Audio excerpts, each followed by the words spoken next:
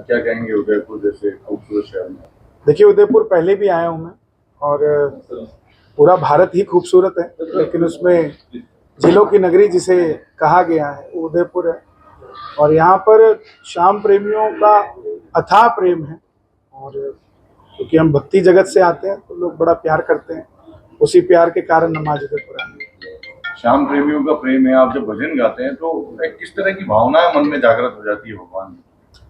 देखिए, सबसे पहली बात यह कि 7 साल की उम्र से भजन गा रहा हूँ मैं, और तब भी लक्ष्य एक ही था कि लोगों तक खाटू श्याम जी का नाम पहुंचा सकूं, और आज भी यही लक्ष्य है कि अब नाम पहुंच गया तो उसके बारे में बता सकूं। लोग दरबार की महिमा और दरबार की रौनक को देखकर तो पहुंच जाते हैं, लेकिन वो देव आपके लिए क्या कर सकता है ये जानना बहुत जरूरी है, जिसके कारण आज हम पूरे विश्व में खाटू श्याम जी की भजन संध्या के लिए जा रहे हैं। और मन के अंदर यही रहता है कि ज्यादा से ज्यादा भक्त बाबा से जुड़े।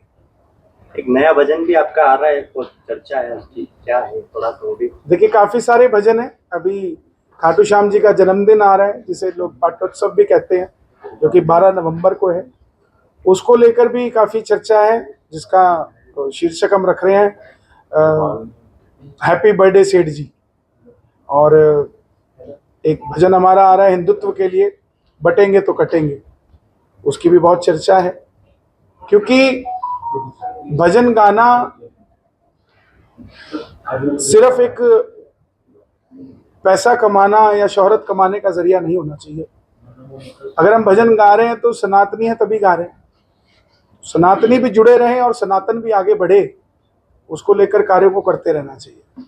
हम चाहते हैं 2 लाइनें हमें उदयपुर की जरा पर आए सुनाई दें। देखिए, वो आपको सुनने को मिलेगा अभी, और बहुत सारे भजन हैं। आप कहेंगे तो हम 2 लाइनें खाटू श्याम जी के भजन की सुना देंगे आपको। हाँ गया मैं दुनियादारी सारी बाबा छोड़ के, लेने आ जा खाटू वाले उदयपुर के मोड़ पे। क्योंकि आज उदयपुर आए हैं तो बाबा यहीं लेने आएंगे भक्तों। बहुत सारे भजन गाए आपने, कौन सा ऐसा भजन जो कि बहुत आपको प्रिय लगता हो, जो बार बार गाने की इच्छा करती है? देखिए, मैं खुद लिखता हूँ और उसे गाता हूँ, तो एक लेखक के लिए उसकी भजन जो लिखा हुआ होता है बेटी की तरह होता है।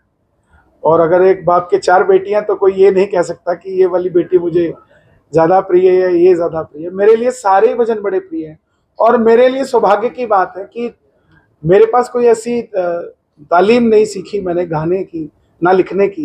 ये सब गॉड गिफ्टेड है, भगवान का दिया हुआ, और लिखते हैं वो लोगों को पसंद आता है।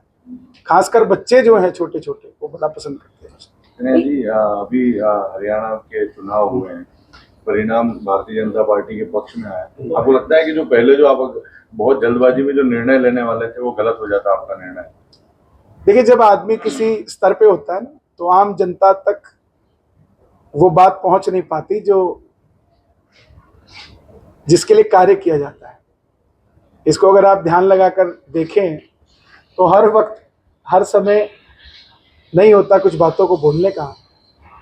लेकिन अभी आपके चैनल के माध्यम से जो सवाल है आपका, उसी को लेकर मैं बताना चाहूँगा, और आपका भी पर्दा हटाना चाहूँगा। अगर हम उस समय ये स्टेटमेंट ना देते कि हम कांग्रेस में जा रहे हैं, तो क्या करोड़ों लोग एक साथ होकर ये बोलते कि धर्म विरोधी है? और अगर करोड़ों लोगों ने एक साथ मिलकर ये बात बोली कि धर्म विरोधी है, तो उसका रिजल्ट भी आपके सामने आया। ये स्टंट था आपका? इसे आप स्टंट कह सकते हैं, बिल्कुल कह सकते हैं।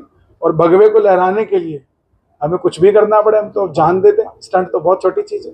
योगी ज्यादा प्रिय या मोदी ज्यादा प्रिय है? एक राम है, एक हनुमान है, अब देख लो कौन सा। एक हनुमान जी से याद आया, एक बागेश्वर बाबा के साथ आपका एक वीडियो काफी ज्यादा वायरल है। उन्होंने आपको कोई पर्ची निकाल के दी थी वहां पे?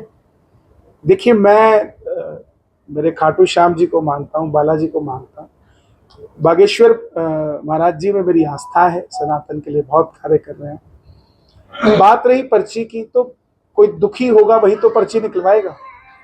हमारे पास ऐसा कोई दुखी नहीं है कि हम जाके जिसको रो सकें, क्योंकि हमारा बाप एक ही है, बालाजी। तो जब एक बाप है तो फिर वो बच्चों में अलग अलग कैसे करेगा? कोई दुखी नहीं है जो अब जो भजन आने हैं क्या सारे सनातन को आगे बढ़ाने के लिए ही आने हैं? मैं आपके चैनल के माध्यम से बता दूं कि मैं 20 कलाकार तैयार कर रहा हूं जो कि कट्टर सनातनी होंगे और सनातन के लिए गाएंगे। लगभग 2 से 2.5 करोड़ रुपए मैं उन पर खर्च कर रहा हूं।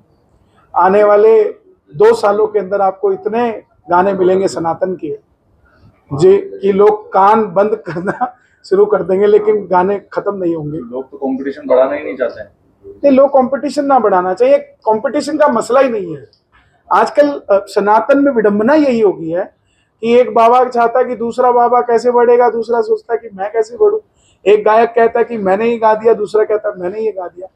स्पर्धा नहीं होनी चाहिए। अगर आप सनातन के लिए काम कर रहे हैं, एक झंडे के नीचे काम कर रहे हैं, एक एजेंडे के नीचे काम कर रहे हैं, किसी चीज को लेकर काम कर रहे हैं, तो वहां स्पर्धा नहीं होनी चाहिए। वहां आपकी आस्था होनी चाहिए और आप क्या काम कर रहे हैं ये आपकी निगरानी। राजनीति में जाएंगे सर आप, कभी मौका मिलेगा? इंटरेस्ट है? मैं जो काम कर रहा हूँ, मैं बहुत बड़ा काम कर रहा हूँ। अगर मुझे राजनीति में ही जाना होता तो मैं कब का चला गया होता, मुझे देर नहीं लगती। और खुद हरियाणा इलेक्शन में मुझे अमित शाह जी ने स्वयं कहा कि आप बताइए कहाँ से इलेक्शन लड़ना चाहते हैं। मैं बोला नहीं लड़ना, मेरा विजन लड़ने का नहीं है, मेरा विजन खड़ने का है कि सनातन के साथ हम लोग खड़े, लोगों को जागरूक करें। जो काम मैं कर सकता हूँ, जो काम मुझे आता है, जो भजन मैं गाता हूँ, इससे बड़ी नौकरी मुझे नजर ही नहीं आती कोई, तो मैं कुछ और करके क्या करूँ। जो राम उदयपुर में आ गए हैं तो हम चाहते हैं कि स्टील लाइनें। देखिए, इसमें कुछ चेंज करके आज हम गाएंगे और शाम को भी आपको सुनने को मिलेगा।